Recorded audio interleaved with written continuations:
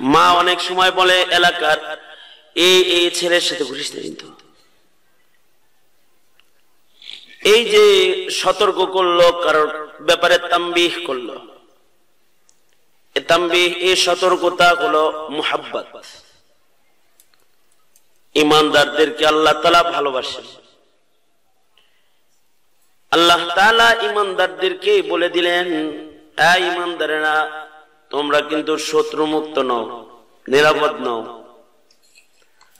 তোমাদের কিন্তু জান্নাত পর্যন্ত পৌঁছতে অনেক দুশমন আছে। দুশমন গুলা কারা? আল্লাহ তাআলা নিজে চিনায় দেয় যে দুশমন অমুক। এই দুশমনের খপ্পরে যদি পড়ে যাও, তাহলে কিন্তু আমার পর্যন্ত পৌঁছতে তোমাদের মুশকিল হয়ে যাবে।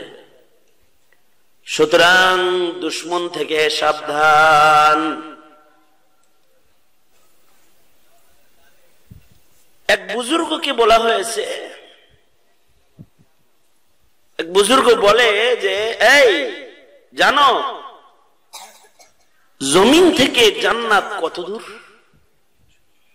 জমিন থেকে জান্নাত কত দূর? জমিন থেকে জান্নাত কত দূর হইতে পারে? জমিন থেকে তো জান্নাত অনেক দূর। তাফসীরের বর্ণনায় শুধু আন্দাজ যদি করি যে জান্নাত কত দূর, তাহলে জমিন থেকে প্রথম আসমান পর্যন্ত 500 বছরের পথ। এক একটা আসমানের দৈর্ঘ্য 500 বছরের পথ। অর্থাৎ জমিন থেকে প্রথম আসমানের ছাদে যাইতে 1000 বছর লাগবে। আবার প্রথম আসমান থেকে দ্বিতীয় আসমানের ছাদে যাইতে 1000 বছর লাগবে। এক এক আসমানের মাঝখানে 500 বছরের পথ, এক এক আসমানের দৈর্ঘ্য 500 বছরের পথ। তার মানে হলো জমিন থেকে শুধুই মাত্র মসজিদ আল মামুর 7000 বছরের পথ। 7 আসমানের উপরে যে মসজিদটা আছে বাইতুল মামুর, জমিন থেকে 7000 বছরের পথ। আর বাইতুল মামুর থেকে সিদরাতুল মুনতাহা, যেটা হযরত জিবরাইলের স্টপেজ সেন্টার, উনি যেখানে থাকেন, স্টেশন করেন, হযরত জিবরাইলের অবস্থানের জায়গা হলো সিদরাতুল মুনতাহা, যেখান থেকে জান্নাতের সীমানাটা কেবল শুরু। ইনদা সিদরাতুল মুনতাহা ইনদাহা জান্নাতুল মাওয়া। এই মসজিদ বাইতুল মামুর থেকে সিদরাতুল মুনতাহা, জমিন থেকে মসজিদ বাইতুল মামুর যত দূর, বাইতুল মামুর থেকে সিদরাতুল মুনতাহা অত দূর। এত দূরে জান্নাত।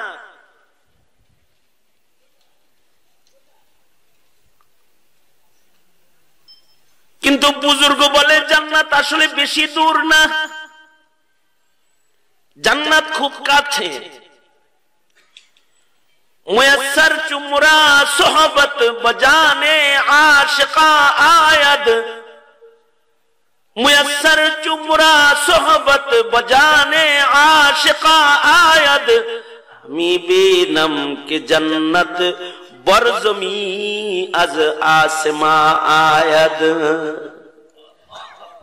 আল্লাহ ওয়ালাদের কাছে গেলে আকাশের জান্নাত জমিনে জমিনেই মনে হয়।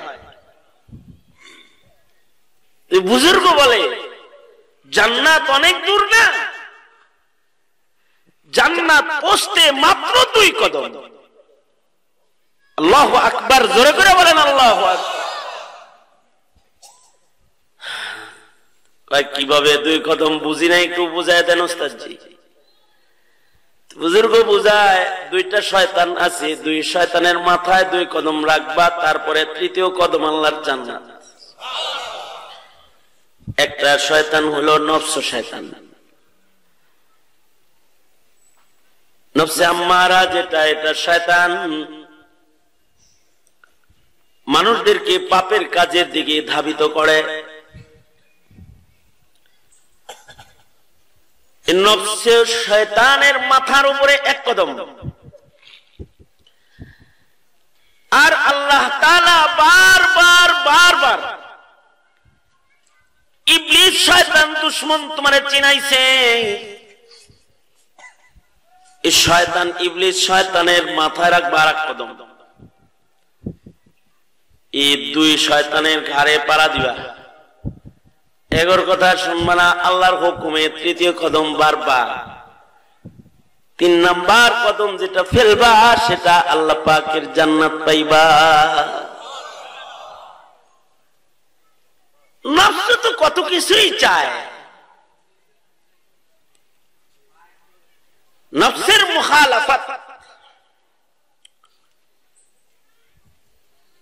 নফসকে দমন করার জন্য আল্লাহ তাআলা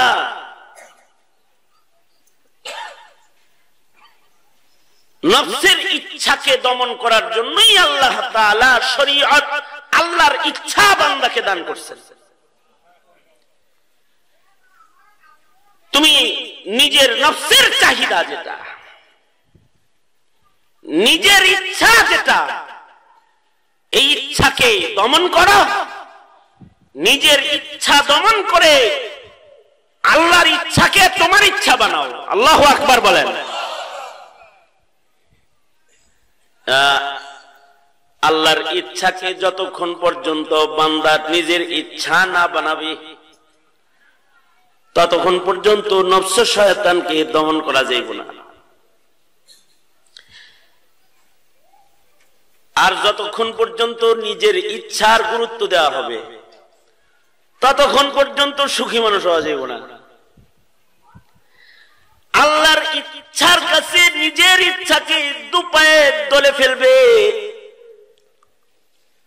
আল্লাহর ইচ্ছাকে যখন নিজের ইচ্ছা এর জায়গায় আল্লাহর ইচ্ছাকে যখন স্থাপন করে ফেলবে তখন সুখী মানুষ হয়ে যাবে। আমাদের এক বুজুর্গ কি বলা হয়েছে, কেমন আছেন? কয় কেমন আর থাকবো, যার কথায় সূর্য উঠে, যার কথায় সূর্য ডুবে, যার ইচ্ছায় চাঁদ হাসে, যার ইচ্ছায় বৃষ্টি ঝরে, আমি যদি চাই তাহলে মেঘ ঝরে, আমি যদি চাই সূর্য উঠে, আমি যদি চাই সূর্য ডুবে, আমি যদি চাই তো ফুলে ফলে গাছে যায়। আপনি চাইলে এটা কেমনে হয়? তুমি আসলে বুঝো নাই। আমি আমার ইচ্ছাটা আমার মালিকের ইচ্ছার কাছে বেচে ফেলাইছি। এবার যা কিছু হয় সব তো আমার আল্লাহর ইচ্ছায় হয়। আমি বান্দা হিসেবে আমার নফসের কোনো ইচ্ছা নাই, আমার রবের ইচ্ছাটাই আমার ইচ্ছা। তো তখন বান্দাটা মুতমাইন হয়ে যায়, সুখী মানুষ হয়ে যায়, সুকুন ও ইতমিনান ওয়ালা কলবের মালিক হয়ে যায়। এবং এই নফসকে দুপায়ে দলি, নফস শয়তানকে দুপায়ে দলি সামনে বাড়লে আল্লাহর জান্নাতের দিকে বাড়া হয়। নফস এর উপরে আলোচনা আজকে না, কিঞ্চিত যেটা করলাম সেটা হলো ভিতরেও একটা দুশমন আছে, নাম নফস। এটা ভেতরের দুশমন।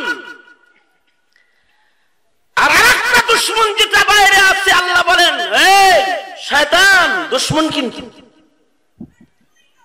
তুই চাইবি ইসলামের ভেতরে থাকতে, ও চাইবো তোকে বের করতে। তুই চাইবি নামাজ পড়তে, ও চাইবো তোরে বাজারে নিতে। তুই চাইবি তাকবীরে উলা ধরতে, ও চাইবো রাস্তায় দাঁড়ায় গল্প করাইতে। তুই চাইবি শরীয়তের উপরে চলতে, আর শয়তান তোকে ধোঁকা দিবে শরীয়ত থেকে সরাইতে।